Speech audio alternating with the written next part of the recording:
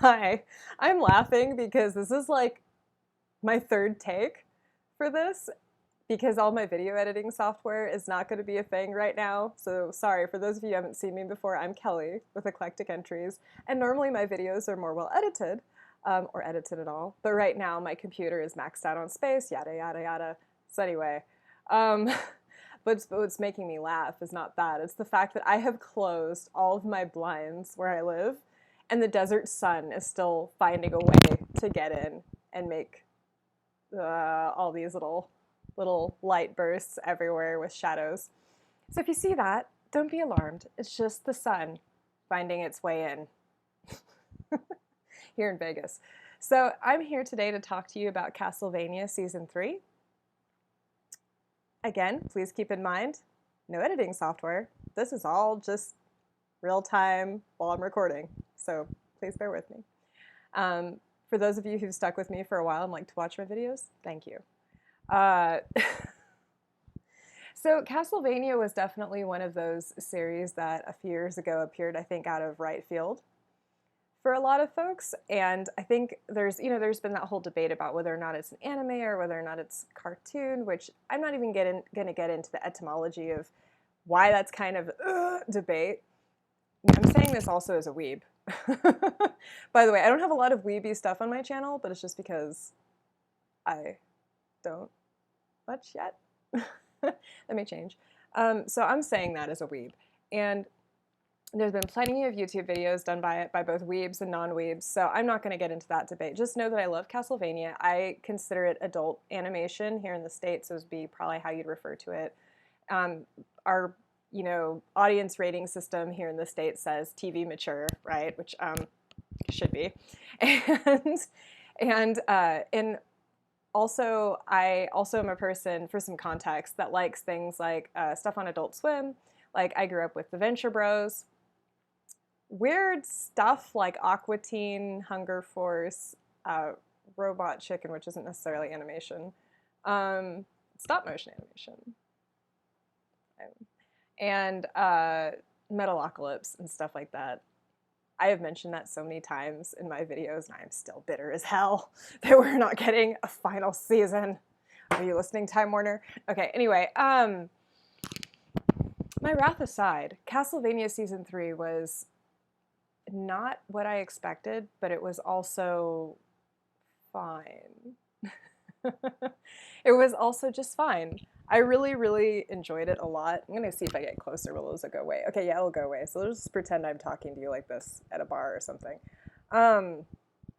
Yeah, Castlevania Season 3 had a lot of surprises in it. I thought I was gonna be able to predict exactly where it was going, and I couldn't. Always. I usually can, most of the time with stories. I think it's just a symptom of just consuming too much media in general, and I think a lot of consumers are there, so I don't consider it anything really that special. Even though some of my friends have been like, how did you know that when certain things happened with characters? Not with this, but like with some other things, they've been like, how did you know the whole time? I'm just like, I read a lot, and also I write a lot. But yeah, Castlevania. I grew up with a video game, but I didn't play it. But I saw other people play it. Like, I never had a console growing up in my house. Again, I was the family where parents shoved books on me instead. So I was vaguely aware of its existence, and so when they came out with this series, I was kind of like, oh, okay, I recognize some of these characters. Yeah, I know the general idea of the game. Okay.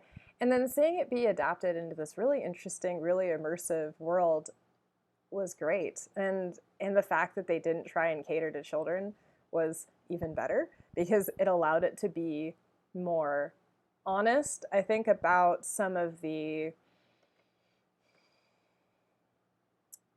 I don't want to say that violence is necessary in order to tell an adult story.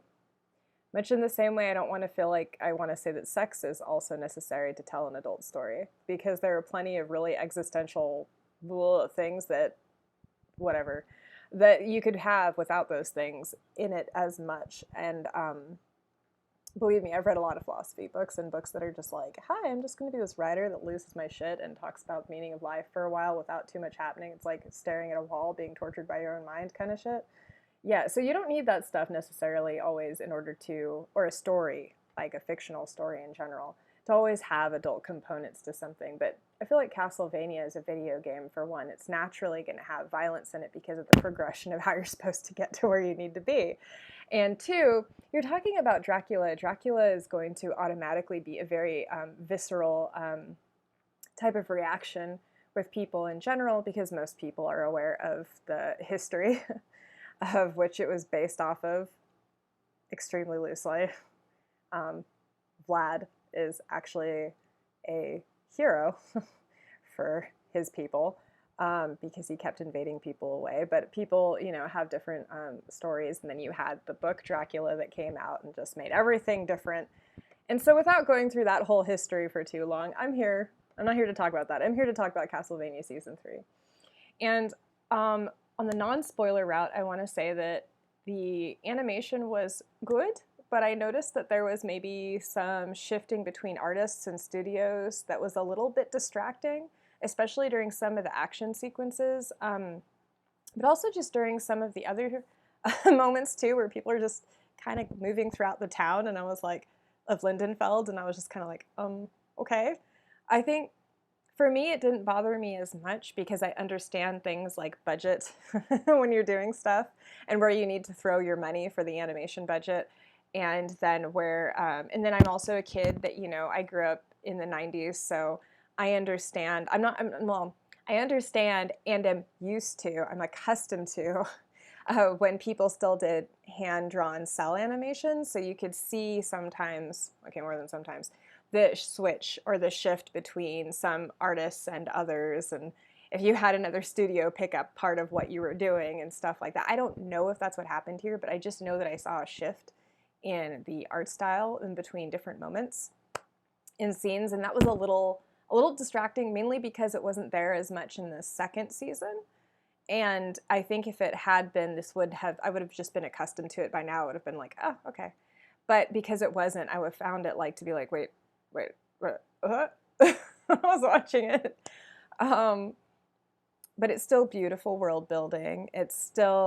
There's a lot of world building that goes on in this season. And because of that, there's not enough. There's not a lot of action, okay? The action that does happen, however, is awesome. In my opinion, it's awesome. And I know there might be some people who are going, oh, well, they had to use CG for some stuff and da-da-da-da-da. And I'm just going to be like, do you want them to show what they have in their imagination on the screen with the budget they have or not? Because I feel like people who talk about things like that, they actually have never worked on animation. And even though I have not done that professionally, I'm aware of different artists and people. I read interviews and different things and stuff like that for different media sometimes, and it just becomes apparent that there's some things that people, again, they have to decide where they're going to invest their money. I'm not saying that this made it a bad season, not at all. It's still a really good story. And a lot of the animation is still really gorgeous. It is really gorgeous. Okay, on that note, with the animation, before I jump into spoiler territory, I really got to say, I don't know who did a lot of the backgrounds that were the still backgrounds or with the fire going or stuff like that. But those backgrounds are still gorgeous. They are gorgeous.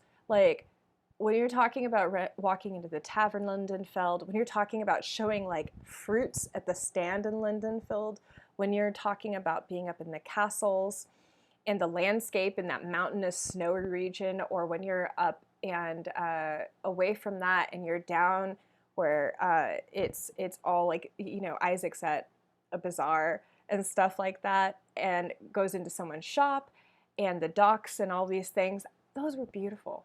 Those are beautiful. I actually really had moments literally when I was watching some of the backgrounds and the places people were in where it just literally kind of almost took my breath away. I was like, this is gorgeous. I wish I could have this as a desktop background. Oh, because it had ambiance. And so I do want to say that. That made me very happy. And I also really liked a lot of people's wardrobes. As trivial as that sounds, I think wardrobes are rather important for characters because they can tell you a lot about them. And also sometimes people, depending on who does the design for costumery and things like that, live action, or whether or not you're talking about drawing the wardrobe of a character in animation, I feel like it can also portray some of their mental state. And I just, that was done really well, I feel like, this season too. Except, well, that's actually not it's not a polite thing to say, and it's spoilery, so I'm not going to say it. So, not until a few seconds from now. So, from now on, I will be talking spoilers, and yeah, you've been warned. Okay, so 3, 2, 1. Okay. So I'm going to be talking about, like, when I was talking about the costumery, I was like, well, except for Hector, because the poor guy was naked for part of the season, and I was just like, oh God, I'm sorry, dude. I don't even. Okay, this is sad. Like, I have a lot of mixed feelings towards Hector because he frustrates me with his naivete. And at the same time, it is very difficult for me to stay angry at him because from the flashbacks we did have in the second season, it's clear that he had a very abused and secluded, isolated kind of childhood. So, yeah, so you can see, like, if it had not been that, if he hadn't been isolated and secluded and different things, I probably would be like, what? I'd be like way angrier at him. But because he does come from that background, I'm just kind of like, sweet summer child, bye. And we see that Hector as a character has grown, right? Because when he gets to the castle and Carmilla brings him there after wandering 800 miles, yada yada. And we meet Striga and Morana and Lenore. Which, by the way, are really cool characters. I really thought that 4 rulers, all-female aspect to be very awesome and intriguing in this season. That was like, oh, I wasn't anticipating this. That's a good surprise. Okay, let's see how this plays out. But Hector, like, the way he reacted to Lenore initially and taking the violence into his own hands and then getting his butt kicked for it brutally. Like, when Lenore did that, I'm like, I knew it. You're like that character that's oh so cute looking, but will totally destroy you. Like, and I was like, oh, okay, I called you right, Lenore. Okay. And also when I saw Lenore, I was like, oh, that's so cute. That reminds me of Edgar Allan Poe. Aww. So yeah, that was neat. Finding out how the 4 rulers also divvy up the power between each other, and how Carmilla is really like the loose canon visionary person made so much sense. Like, so much was explained to me. I thought it was weird because during the second season it sounded like she had to report back to people, and I was kind of like, well, okay, like, I thought you were supposed to be representing your region. Okay, that's weird, but now that's been explained as to why she behaved that way, and said, kind of insinuated things like that. So as for Lenore and Hector being a thing,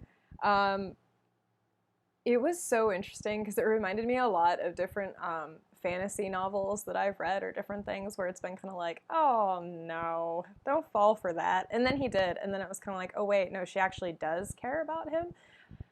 But this is just her incredibly warped and abusive way of doing that.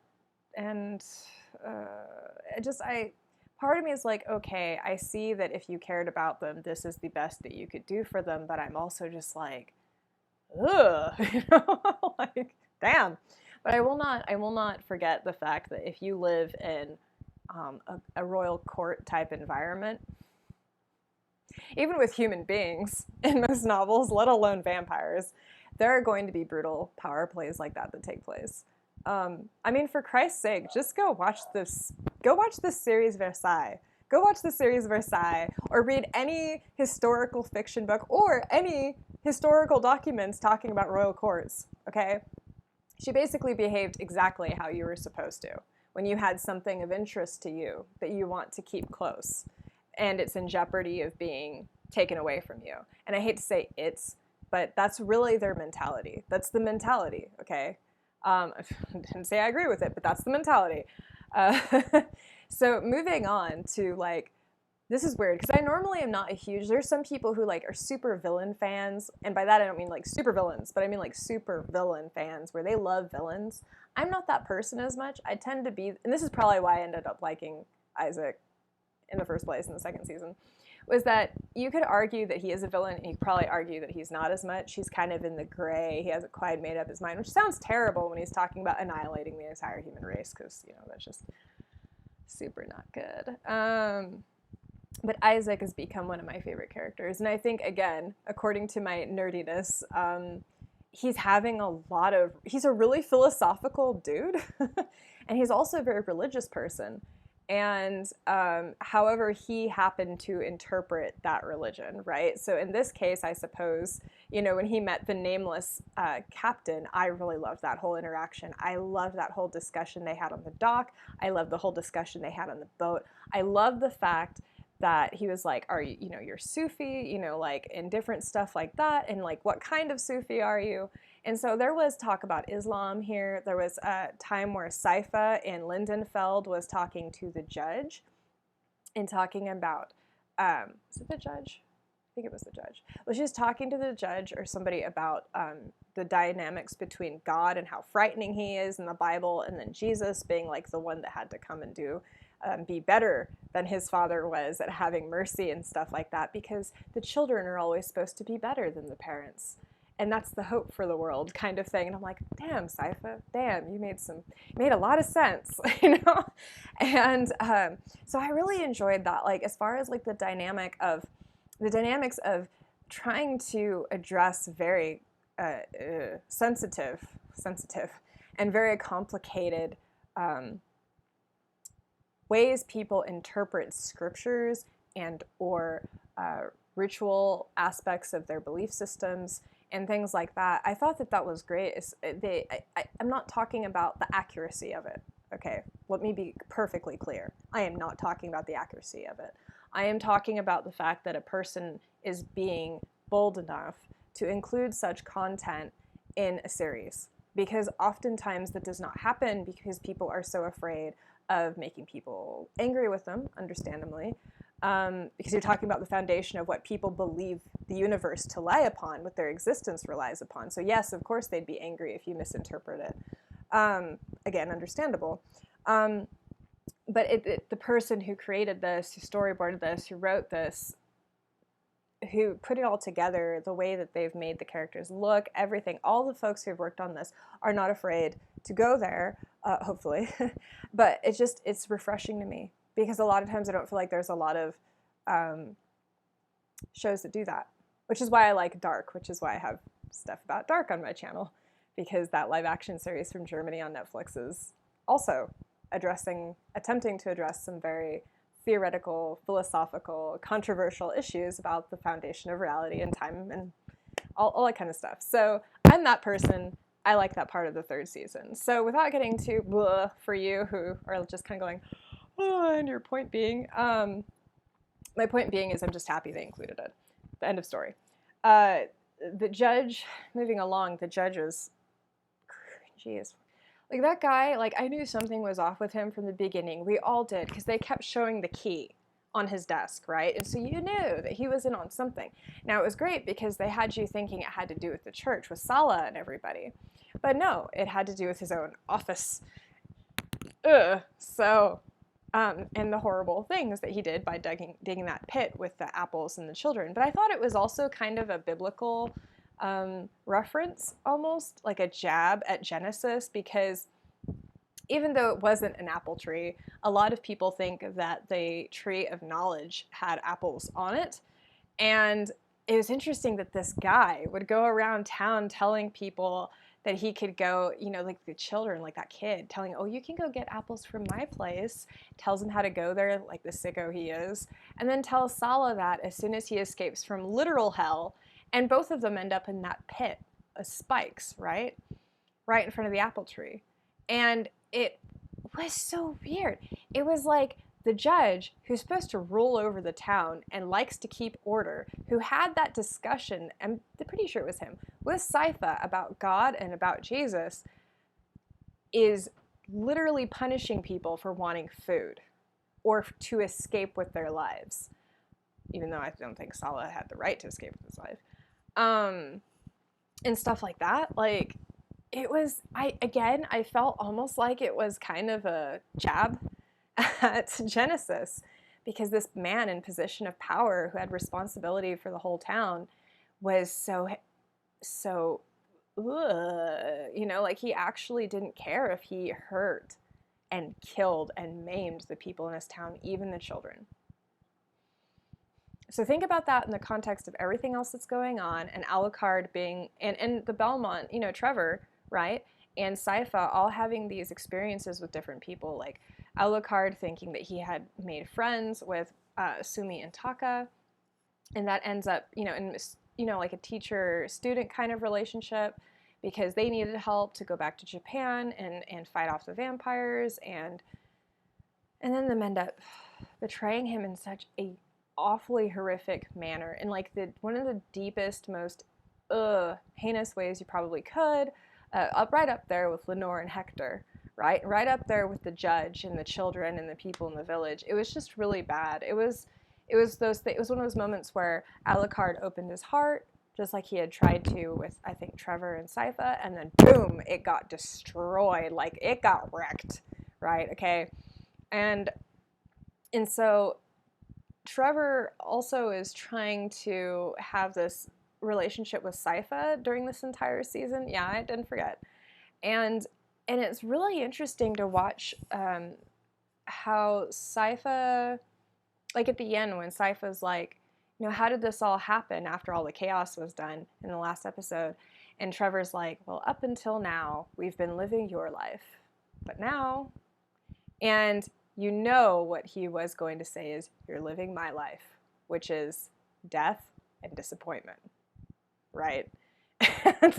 and so that got really heavy at the end, not just for all the other characters, but for Sypha and Trevor too, to know that the judge in that town had all that stuff going on in it. Additionally, Saint Germain was a very interesting, fascinating character.